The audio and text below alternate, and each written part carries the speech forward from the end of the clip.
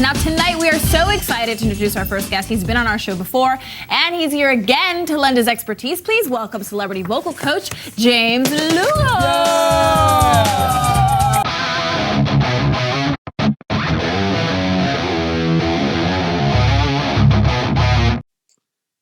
Hey everyone, so look at this. I'm in front of the camera. So it's kind of a chain of events. So today is day 13, no wheat, no flour, no grains. And I'm down exactly 9 pounds. And I took a shower and I shaved. I even worked on the nose hairs. The reason I say that is I've talked about this ad nauseum, which is I start eating crappy and I gain weight and then I don't want to be on camera. So this is what we're doing. Now we're here. So yeah, because I have a video shoot for a client here that I have to shoot the video. So I was like, well, I've got to refigure out the camera. This is a Sony A6600 that I got. I think I think Fluff turned me on to this maybe, and I don't know, I could be wrong, but and the lens. So this is it. These are going to be the videos, man. I mean, not that there won't be screen capture, but I think I've wore that. I think I've worn that out. So we're going to be starting to show recording and playing and vocalizing and writing songs and mixing. The mixing will still be a lot screen capture, but yeah,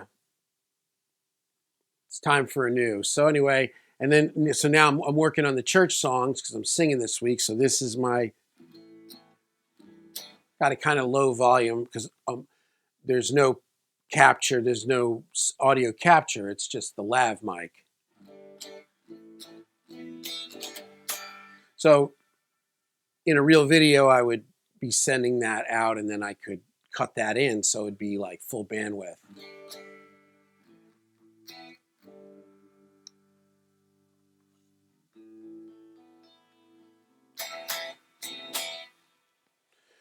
Well, there it is, man. So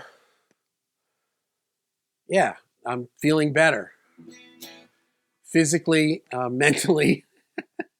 So yeah, it's been good. It's next month I'm 60 years old. So yeah, just trying to stay ahead of the curve, as they say. And yeah, so no wheat, no flour, no grains. And this is just it. My wife makes great cauliflower pizza. That's all I can say. But that's it. I don't know. Mainly, I just wanted to make this so I could look at it. I'm going to pull this into Final Cut, and yeah. So let me know what kind of videos. I mean, if there's anything you want to see. Yeah, and everything's set up. I mean, this is everything more than anything. This is more than it's more beyond my wildest dreams what's going on in this room as far as the studio. My Axe Effects is en route to Fractal. What a journey with this Axe Effects. Oh my God. Yeah, so I don't want to get into it. But Axe Effects should be back midweek next week. And that's it.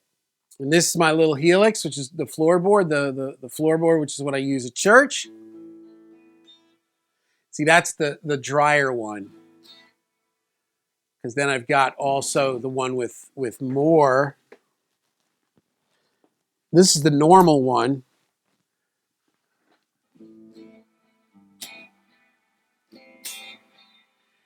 But that's with bands, with the drum. If I'm just with the guitar player, I just go the other way. And here's the swell one, which is swell.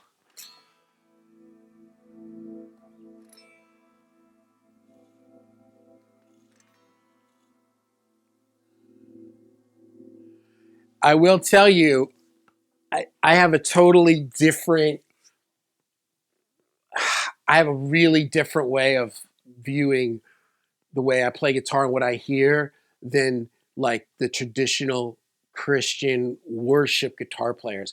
It's like they all really go. They really take their cues from U2 and Coldplay and all that kind of like echo nerd rock of the 90s and 2000s. I grew up on Rush, so I like with my swells like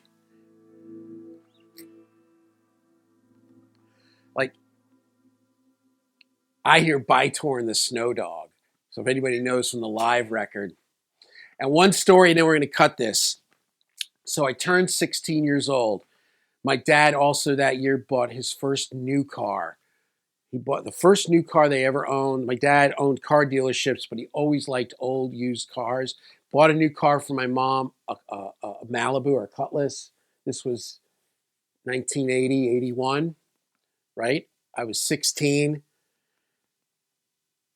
They are out for dinner, and I'm taking the car to take my friends out for some pre something. It was homecoming was coming up. We went out to dinner, and on the way back, I totaled it.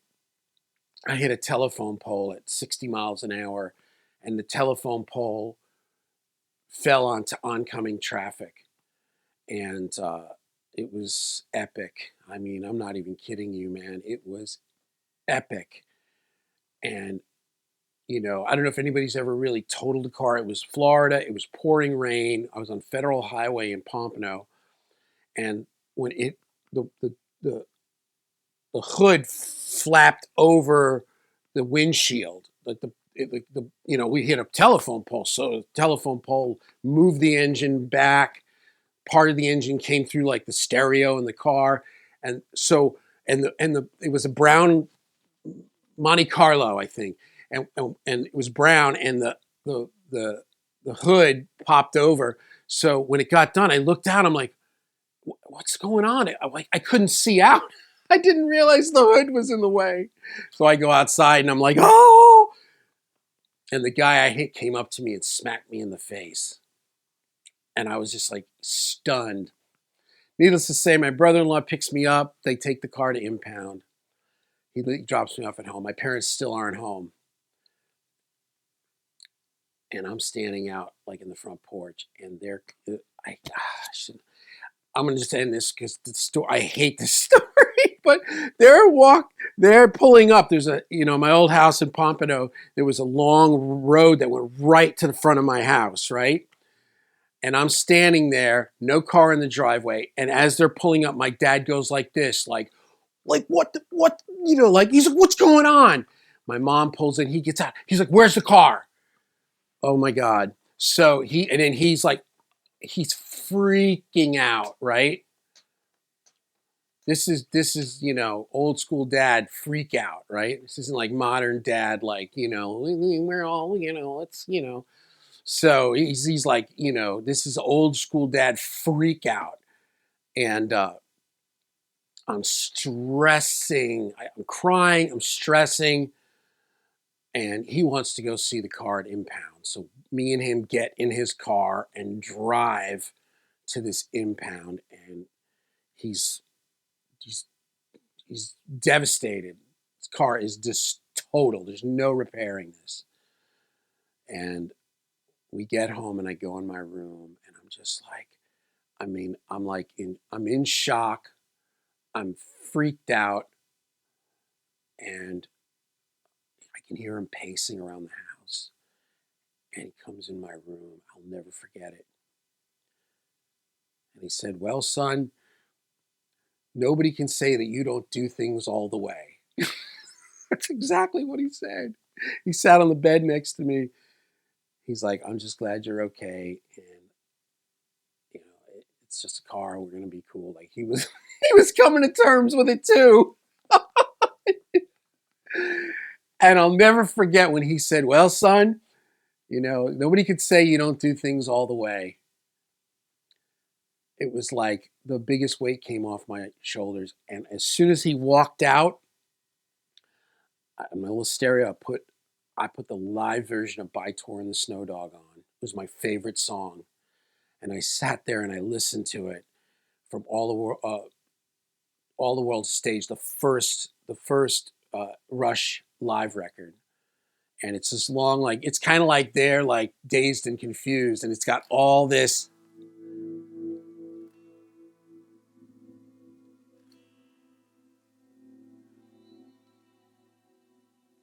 You get a little bit of that's going on too. Anyway, I hope you guys like this. We're moving on from those other videos because, you know, it's warts out. It's welcome. Nobody even watches them hardly. I think nobody watches them more than me. But see, I watch them because I mainly I like hearing the sounds when I'm not in here and when I'm not like playing. You know, it takes all that emotional connection away, and then I'm just listening to it. And I find it to be very useful. But it is a little bit, it's run its course. So here we go. So I'm going to put this in Final Cut. Unfortunately, or the truth is, this is shooting at 4K. So this is going to be a big file, right? This is like a 10-minute video. This is probably going to be like, I don't know, 30 gigs. So you can delete it when you're done, but the rendering, like that's the nice thing about screen capture. It's like the blink of an eye, the video is uploading. This is not like that. Running 4K and in Final Cut, you know, it's heavy lifting. It's high res. The other thing too is that I can't import this into screen capture, which I think it's called ScreenFlow, because the software for ScreenFlow, which I love that software, but it's only for screen capture. I put this video into screen capture and ain't nothing, or ScreenFlow, I think. Nothing's, it won't play. It's too much. So I would then have to take that video, render it out, put it in Final Cut, put this in Final Cut, and then edit them like that. All right, guys.